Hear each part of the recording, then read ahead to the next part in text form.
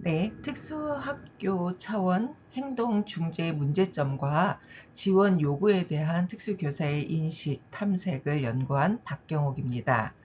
이 외에도 한경인 주교영 선생님이 함께 해 주셨습니다. 발표는 대구대학교 박경옥 교수가 진행을 하도록 하겠습니다. 네, 발표 순서는 다음과 같습니다. 잘 알고 있는 바와 같이 특수학교에서 행동중재는 굉장히 중요한 문제로 부각이 되고 있습니다.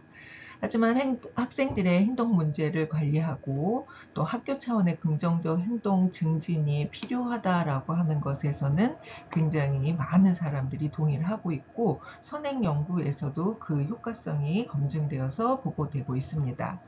학교 차원의 긍정적 행동 지원이라고 하는 것은 체계적이고 예방적인 접근으로 모든 학생들의 사회적인 또 학업적인 성취를 지원하는데 매우 유용한 증거 기반의 실제라고 이야기를 하고 있고, 선생님들 역시 아이들에게 이렇게 긍정적 행동 지원을 잘 적용했을 때 교수 효능감이나 직무 만족도가 향상된다라고 하는 연구 보고들을 하고 있습니다. 이처럼 특수학교에서 체계적인 행동 중재가 이루어졌을 때 학생들의 행동의 변화뿐만이 아니라 선생님들의 전문성이나 직업 만족도에도 영향을 미치고 있다라고 하는 것을 알 수 있습니다.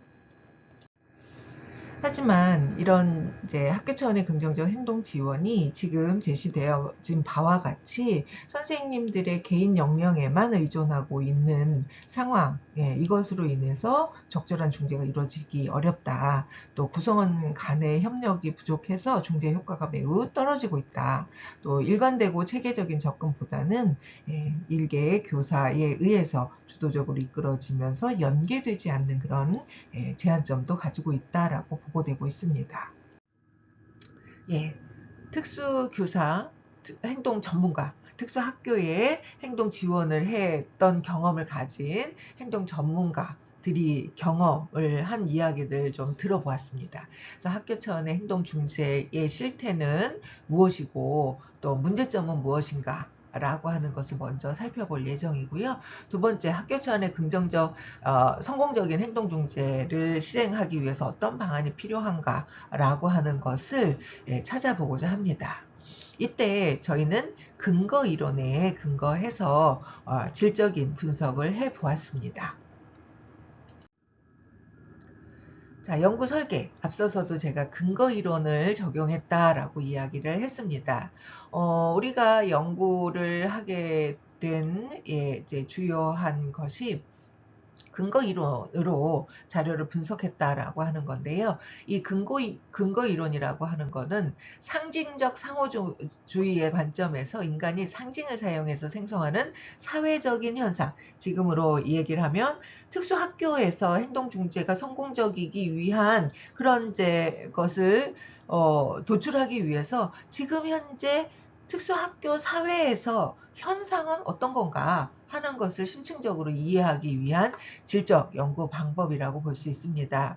이것을 통해서 특정 현상과 관련된 자료들을 체계적이고 이렇게 이제 귀납적으로 수집하고 분석하는 과정을 거치게 됩니다. 이 현상에 대해서 이론적으로 설명할 수 있는 것을 목표로 하고요. 또 현 실태, 지금 선행 연구들, 또 선생님들이 이야기하는 이런 내용들을 조금 더 정교화해서 이론화할 수 있는 것이 있을까? 어떻게 하면 성공적인 행동중재를 학교 단위에서 해낼 수 있을까라고 하는 것을 체계적으로 정리를 하고자 합니다. 이 연구 방법은 이제 연구 주제에 대한 사전 지식이 부족한 상황이나 참여자 관점에서 구성된 과정, 행동, 상호작용 이런 특정 현상들을 이론적으로 해석하려는 상황에서 많이 활용도가 높다. 그래서 지금 저희가 이 연구를 이런 이제 근거 이론을 바탕으로 해서 접근을 하게 된다면 특수교사들의 특수학교에서의 행동중재 과정에 대한 현장의 경험 그리고 인식 에 대한 것을 면담 과정에서 수집된 자료를 근거로 해서 체계적으로 자료를 분석하고 또 이론을 귀납적으로 도출해 나아가는 그런 과정으로 적용을 하고자 합니다. 그래서 이제 학교에 이제 학교 차원에서 행동 중재가 어떻게 이루어지고 있는지에 대한 이야기들을 듣기 위해서 특수학교급에 계시는 초중등 선생님뿐만이 아니라 대학교 또 직접 학교에 중재 컨설팅을 들어간 전문가 이렇게 총 8명이 모여서 면담을 실시하였습니다. 아주 자연스럽게 토론을 하게 되었는데요. 경력으로 보면 적게는 한 16년에서 많게는 33년에 이르기까지. 하지만 또 행동중재와 관련된 연수 또는 이제 지원 경력은 최대 18년에서 최소 한 2년, 3년까지 이르는 선생님들을 대상으로 했습니다. 한 4분, 5분의 선생님은 국내외 행동중재 관련 자격증을 소지하고 있었고, 또 이 중에 5분 선생님들은 과정 중에 있으신 분이라고 이야기할 수 있습니다. 두 번째는 연구 도구 자료 수집입니다. 연구 도구는 방구조화된 개방형 질문을 활용해서 포커스 그룹 면담을 실시했습니다. 약 2시간가량 진행이 되었고요. 학교 차원의 행동 지원과 관련된 현안, 문제점들이 무엇인지, 이 과정 중에 어려웠던 것 또는 성공하지 못했던 요인은 무엇인지, 그다음에 세 번째는 지속 가능한 어떤 실행 방안을 찾는다 그러면 어떻게 찾을 수 있을지에 대한 이야기를 나누었습니다.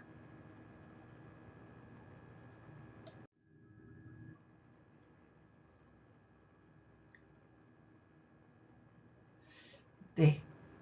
네 번째는 자료 분석입니다. 자료 분석은 근거 이론에 따라서 개방 코딩, 추 코딩으로 진행이 되었는데요. 먼저 포커스 그룹 면담 준비를 했고 면담을 실시했습니다. 앞서 말씀드린 대로. 그다음에 이 자료를 분석하기 위해서 데이터 처리를 했는데 면담되었을 때 녹음된 자료를 네이버 클로버 노트를 활용을 해서 1차 텍스트로 전환을 했고요. 그것을 연구자와 특수교육 전공 대학원생이 녹음 파일과 텍스트 파일을 대조해 가면서 1차 수정본, 전사본을 마련을 했습니다.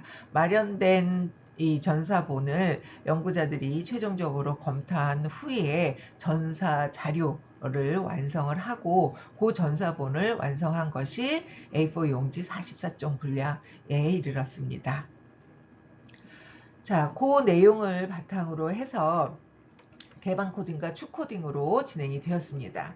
개방 코딩은 이제 초기 분석에서 전사 자료를 반복적으로 검토하면서 의미 있는 어구와 문장을 분절을 했고요. 초기 코딩을 실시하였습니다. 분절된 내용을 바탕으로 반복되는 내용에 명칭을 부여하고 개념, 속성, 차원을 추출했습니다. 심층 코딩은 유사한 개념들을 범주화하는, 그래서 하위 범주들을 도출하고 명명하는 과정을 거쳤고, 이후 범주와 하위 범주들을 유사 개념끼리 재분류를 해서 상위 개념으로 통합을 한 다음에 최종 범주를 도착을 했고, 더 이상 새로운 개념이 추출되지 않을 때까지 이 과정을 계속 반복했습니다. 이렇게 개방 코딩을 거친 다음에 이 내용을 바탕으로 추 코딩을 했습니다. 범주 간 연관성을 이렇게 파악을 했고, 그 다음에 이걸 바탕으로서 주요 현상을 선정을 하고 인과 맥락, 상호작용 전략, 그 다음에 결과 들에 대한 범주를 재배치하는 과정으로 진행이 되었으며, 이것이 스토리 라인을 구성할 수 있도록 패러다임 모형을 구축하였습니다. 그리고 개념 범주화 작업을 반복하면서 이론 정교화를 거쳤고, 이제 분석 완료가 되어서 더 이상 이제 분류될 수 없는 정밀화 과정을 거친 다음에 추 코딩을 완료하였습니다. 연구의 타당성 확보를 위해서 저희는 링컨과 쿠바의 질적 연구 신뢰성 기준을 적용하였습니다. 신뢰성 확보를 위해서 포커스 그룹 면담 준비 단계에서 면담 참여자들의 접근성을 고려해서 일정과 장소를 선정하도록 했고, 면담 실시 일주일 전에 연구에 대한 안내서, 연구 참여 동의서, 질문 내용을 이메일로 전달했습니다. 면담을 진행할 때도 충분한 시간을 가지고 자유롭게 의사를 표현할 수 있도록 서로 독려하며 진행이 되었습니다. 확실성 강화입니다. 여기 이 확실성 강화를 위해서 연구자 삼각 검증과 자료의 삼각 검증 두 가지의 삼각 검증 기법을 활용하였습니다. 본 연구자의 면담 자료를 제1연구자가 분석한 것을 제2연구자가 독립적으로 코딩을 수행한 후에 결과를 비교하면서 논의하고 합의를 도출했습니다. 이 과정을 통해서 개인에 의해서 편향된 어떤 해석을 하지 않도록 할 수 있게 하여서 자료의 객관성을 높이도록 하였습니다. 두 번째, 자료의 삼각 검증입니다. 자료 분석 과정에서 면담 시 메모, 그다음에 면담 참여자들이 보여주었던 영상이나 문서, 이런 자료 문헌을 참고해서 여러 관점에서 현상을 분석할 수 있도록 그렇게 하였습니다. 세 번째 건 확인 가능성의 확립입니다. 연구자 편견을 최소화하고자 독립적 분석을 각각 수행을 하였고, 특정 시각에 의한 편향을 방지하였으며, 연구 결과의 객관성을 높이기 위해서 연구 과정, 결정 사항에 대해서 상세하게 기록을 하였습니다. 그 결과 개방 코딩 결과 30개의 개념, 10개의 하위범주, 3개의 대범주를 추출하였습니다.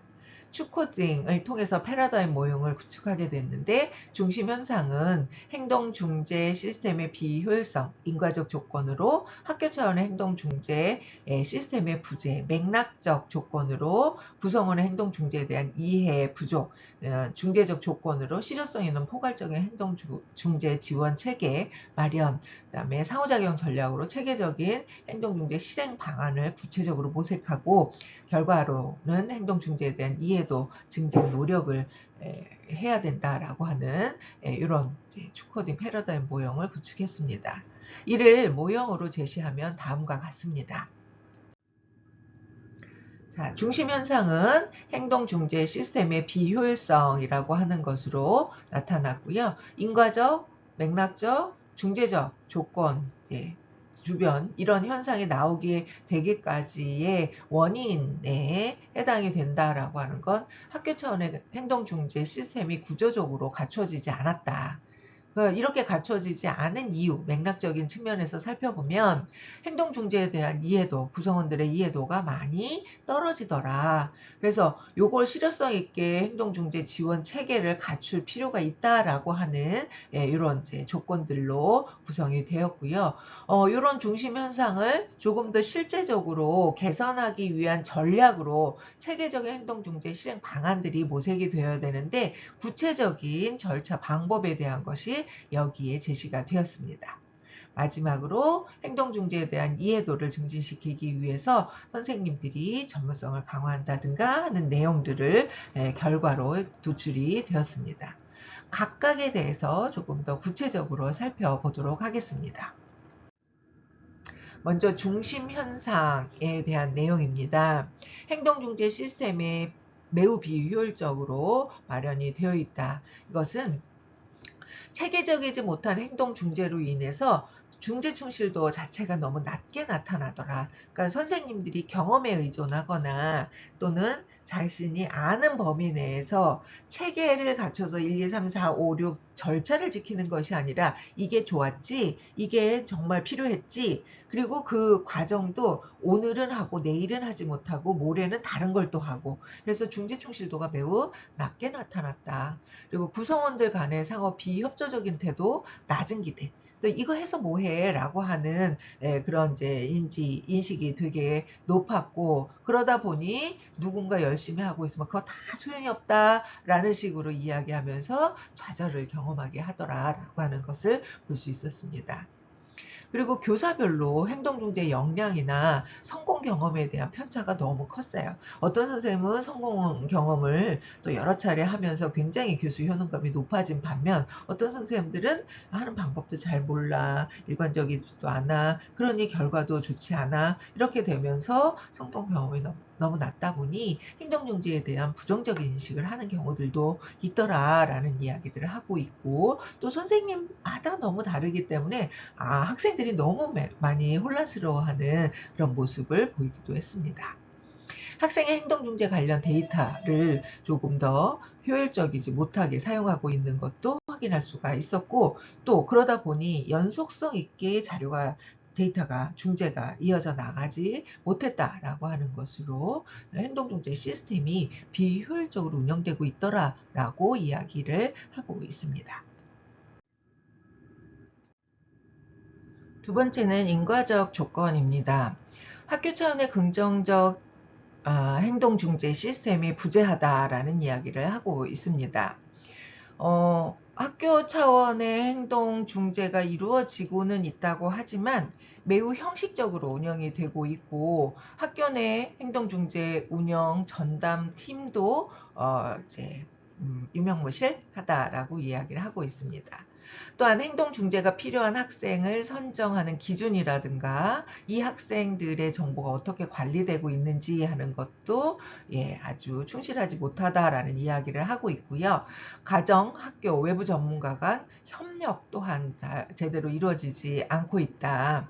가정에서는 학교에서 알아서 하려니, 그다음에 학교는 외부 전문가가 아이를 이렇게 풀아웃 시켜가지고 잘 개선해서 다시 학급으로 데리고 오겠지라고 하는, 서로가 서로에게 책임을 전가하는 형식의, 이러다 보니 이건 내 일이 아니야, 누군가가 할 일이지 라고 서로에게 그 책임을 떠넘기고 있어서 상호 정보를 공유한다거나 중재 방법을 일관성 있게 실시한다거나 하는 그런 부분들이 매우 부족하다라고 얘기를 했습니다.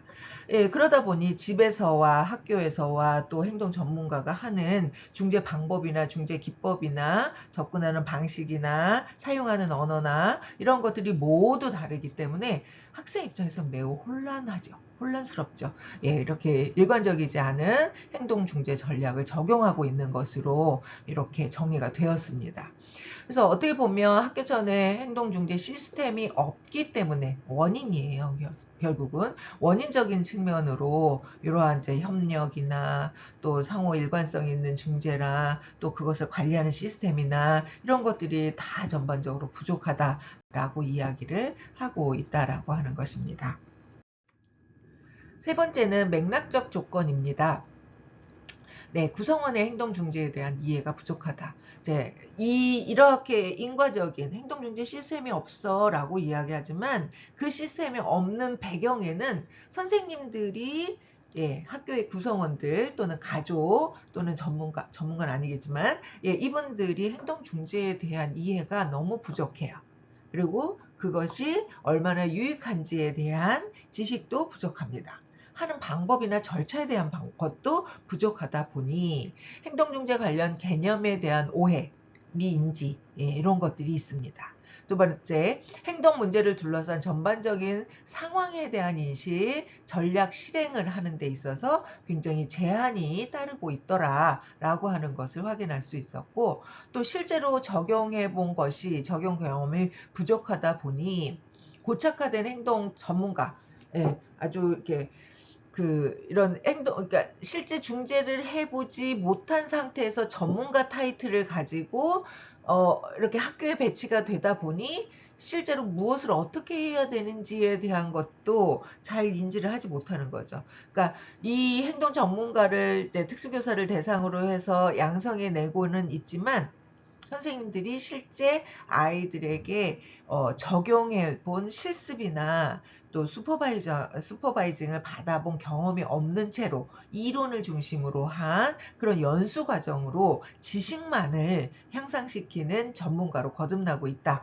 그렇기 때문에 이런 행동 중재에 대한 이해도가 부족하고 중재를 실제 실행하는 데 있어서 어려움을 겪고 있다라고 이야기를 할 수 있습니다.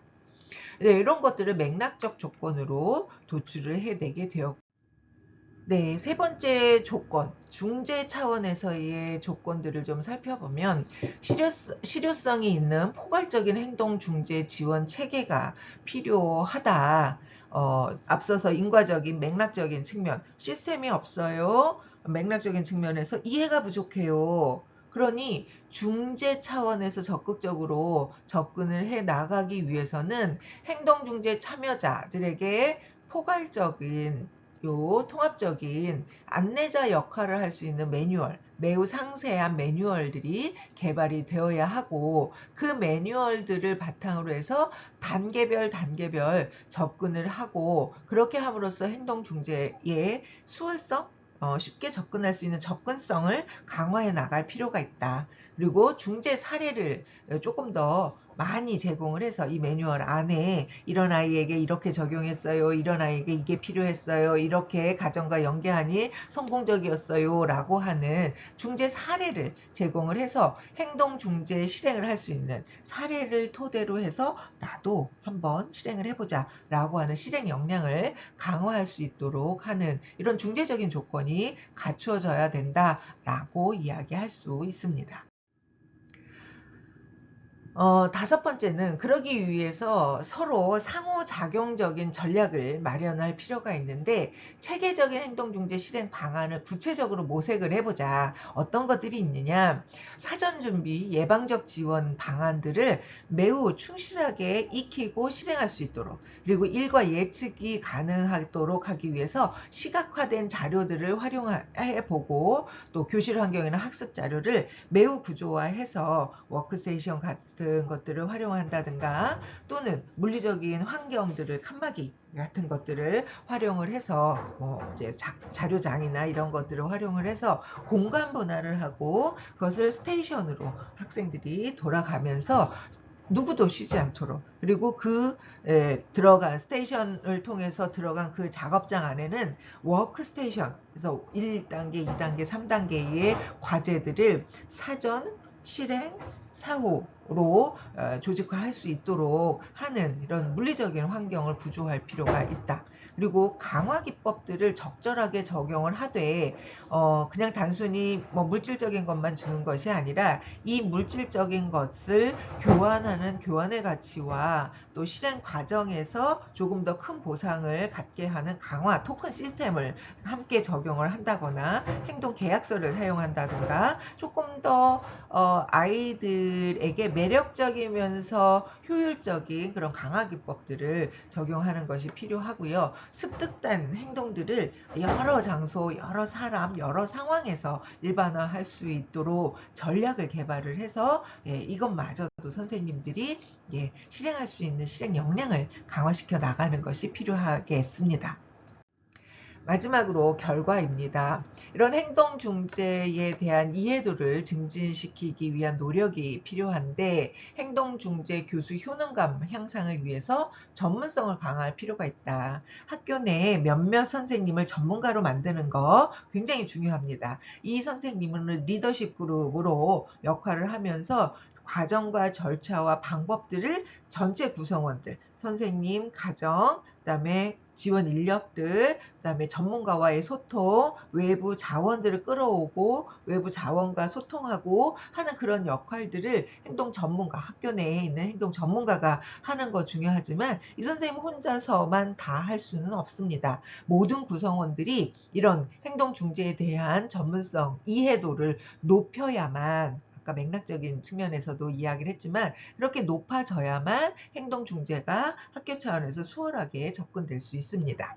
그리고 개별 학생, 그리고 개별 학생에게 맞게 융통성 있게 행동 중재 전략들을 개발하고 적용할 수 있는 것에 대한 인식을 스스로가 할 수 있어야 되고 그런 과정 속에서 행동 중재를 하고 있는 여러 선생님들을 서로 이렇게 존중하고 격려하는 그런 학교 풍토가 마련이 된다 그러면 학교 차원의 긍정적 행동 지원 또한 매우 성공적으로 이끌어 나갈 수 있다라고 하는 결과에 이르게 되었습니다. 이런 내용들은 많은 연구들을 통해서 이미 검증이 되어 왔습니다. 저희도 면담을 통해서 선생님들과 함께 중심 현상, 시스템이 없어. 왜 그래? 그래서 학교 안에 그거를 돌릴 수 있는 이적인 측면에 있어서의 어려움들을 겪고 있고 이해도가 매우 낮아. 그러니 이렇게 전략적인 것들을 아주 하나하나 매뉴얼에 잘 담아서 모두가 함께 공유할 수 있도록 한다 그러면 이렇게 행동 중재에 대한 이해도도 증진되고 전문성도 향상되고 어디에서나 서로가 서로를 격려할 수 있는 학교 풍토가 마련이 되면서 학생도 선생님도 함께 행복해질 수 있는 그런 자리가 될 것이다 라고 하는 결과에 이르게 되었습니다. 이렇게 근거 이론을 통해서 중심 현상, 인과적인 조건, 맥락적인 조건, 전략적인 조건 이렇게 세 가지의 조건을 통합해서 중재 전략으로 상호작용 전략을 이끌어내고 그것에 따라서 이루어질 수 있는 결과 이렇게 정리를 할 수 있겠습니다. 네, 이제 논의인데요. 학교 현장의 비효율적인 학교 중재 시스템을 개선해 나갈 필요가 있다. 체계적으로 학교 차 내 행동 중재 시스템이 구축이 되어야 하고 구성원들 간의 협력을 강화하면서 역할을 명확하게 제시해 줄 필요가 있으며 교사의 행동 중재 역량 강화를 위한 지원 체계, 연수, 실습, 그다음에 전문가 초청, 전문가 협업 이런 지원 체제가 확대돼야 되고 학생 행동과 관련된 데이터를 체계적으로 관리하고 활용해서 의사결정에 이제 활용할 수 있도록 해 나가는 것이 필요합니다. 두 번째는 행동 중재에 대한 이해도를 증진해 나가는 방안입니다. 교사의 행동 중재 전문성, 교수 효능감을 향상시킬 수 있도록 아주 주기적으로 연수도 있어야 되고 컨설팅도 있어야 될 것이고요. 개별 학생 특성에 맞는 맞춤형 중재 전략을 개발할 필요가 있으며 협력적인 학교 문화를 만들어 나가는 것이 필요합니다. 지속적이고 일관된 행동 중재를 지원하기 위한 지원 체계를 마련하는 것 또한 매우 중요하다라고 이야기할 수 있습니다. 이상의 내용을 논의를 통해서 제시하였고요. 마지막으로 결론으로 저희가 이제 마무리를 하고자 합니다. 결론입니다. 학교 단위 행동중재 성공을 위해서 통합적인 접근, 그다음에 체계적인 행동중재 시스템 구축하고 운영할 필요가 있다.